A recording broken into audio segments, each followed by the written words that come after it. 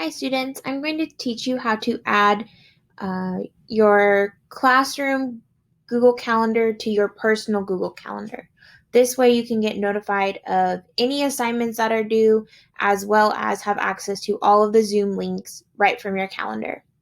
First, you're going to enter the classroom in which you want to add their calendar to your calendar. Then you're going to navigate to classwork, and then you'll see this Google Calendar button.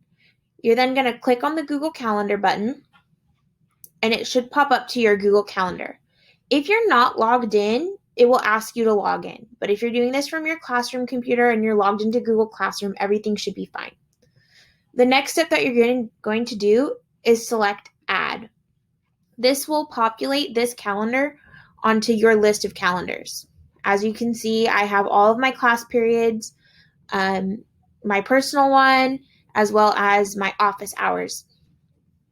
This is a really simple way to access any and everything that your teacher posts. So if I wanted to show only information for my first period class, that would be everything due for my first period class this week. It would show when we meet, when we have advisory, and when we have an assignment due. If you have any questions, please feel free to reach out to your teacher.